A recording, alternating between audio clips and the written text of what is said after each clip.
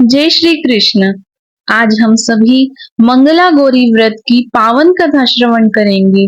तो आइए आप सभी अपना ध्यान महादेव और माता पार्वती के श्री चरणों में केंद्रित करें और इस पावन कथा का आनंद लें।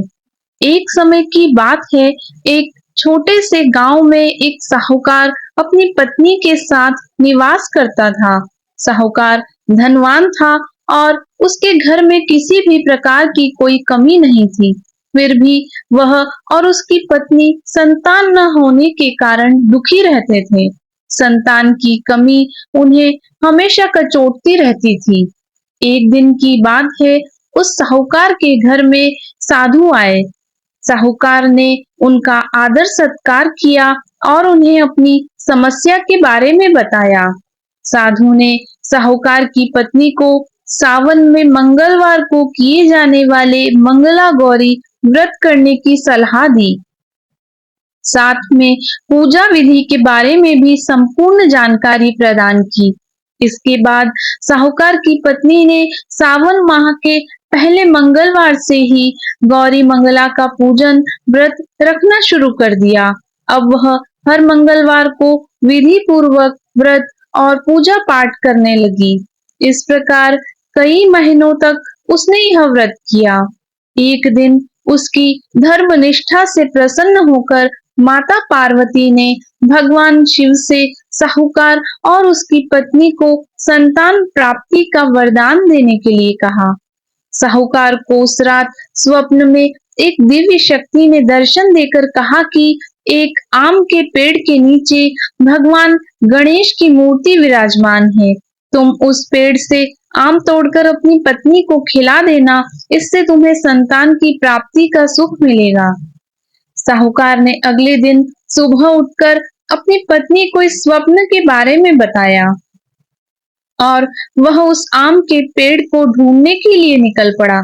काफी समय तक ढूंढने के पश्चात आखिरकार साहूकार को वह आम का पेड़ मिल गया, जहां भगवान श्री गणेश की मूर्ति विराजमान थी।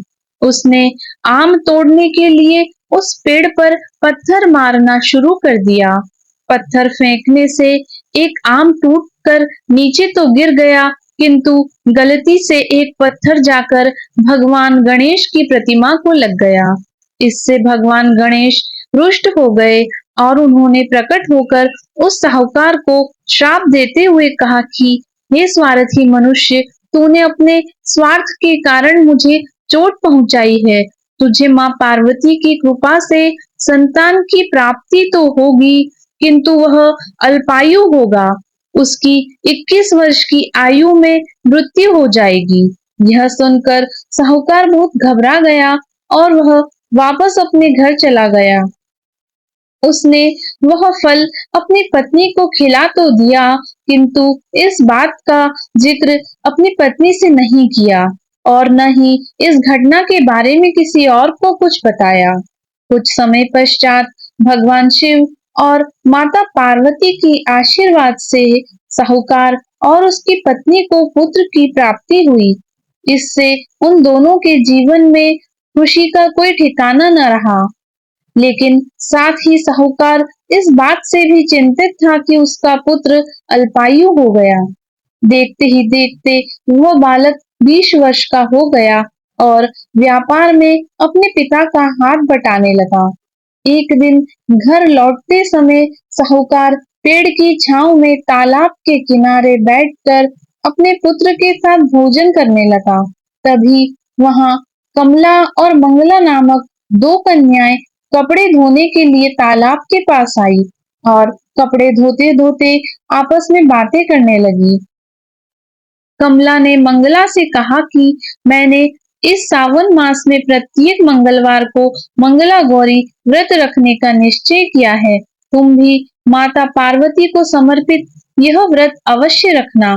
इससे माता पार्वती प्रसन्न होती हैं। आप पर उनकी कृपा दृष्टि बनी रहती है। इसे करने से मनोवांछित वर की प्राप्ति होती है और अखंड सौभाग्य की प्राप्ति भी होती है। कमला की बात सुनकर मंगला भी इस व्रत को करने के लिए तैयार हो गई। दूसरी ओर साहूकार ने दोनों कन्याओं के बीच का यह पूरा संवाद सुन लिया और उसने अपने मन में यह सोचा कि यह कन्या मंगला गौरी व्रत को करती है, इससे इसे अखंड सौभाग्य की प्राप्ति होगी। यह मेरे पुत्र के लिए एक योग्य वधू साबित होगी। ऐसा सोचकर वह उन दोनों के विवाह का प्रस्ताव कन्या के पिता के पास लेकर गया। साहूकार की गांव में प्रतिष्ठा और मान होने के कारण कमला के पिता अपनी पुत्री का विवाह साहूकार के लड़के से करवा देते हैं।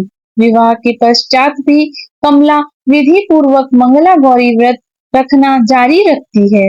उसके इस भक्ति भाव से प्रसन्न होकर माता पार्वती एक दिन उसे स्वप्न में दर्शन देती हैं और कहती हैं कि मैं तुम्हारी भक्ति से अत्यंत प्रसन्न हूँ, इसलिए तुम्हें अखंड सौभाग्य का वरदान देती हूँ। लेकिन तुम्हारा पति अल्पायु है, इसलिए अगले महीने मंगलवार के दिन एक सर्प तुम्हारे पति के प्राण लेने आएगा। तुम उसके लिए एक प्याले में मीठा दूध रख देना। उसके पास एक खाली मटका भी रख देना। सर्प दूध पीकर उस मटके में चला जाएगा और फिर तुम उस मटके को ऊपर से कपड़े द्वारा ढक देना। अगले मंगलवार को कमला ने माता पार्वती की बात मानकर एक प्याले में मीठा दूध रख दिया और पास में एक मटकी भी रख दी। सर्प ने आकर दूध पिया और मटकी में जाकर बैठ गया। कमला ने उस मटकी पर कपड़ा बांधकर उसे जंगल में छोड़ दिया।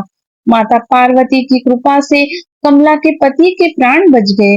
इस प्रकार मंगला गौरी व्रत के पुण्य फल से साहूकार के पुत्र का श्राप दूर हो गया। वह श्राप मुक्त हो गया। जब कमला ने घर में सबको इस चमत्कार के बारे में बताया तो सभी आश्चर्यचकित रह गए। इसके बाद साहूकार और उसकी पत्नी ने अपने पुत्र और पुत्र वधू को आशीर्वाद दिया और पूरा परिवार सुखपूर्वक जीवन व्यतीत करने लगा। बोलिए महादेव और माता पार्वती की जय।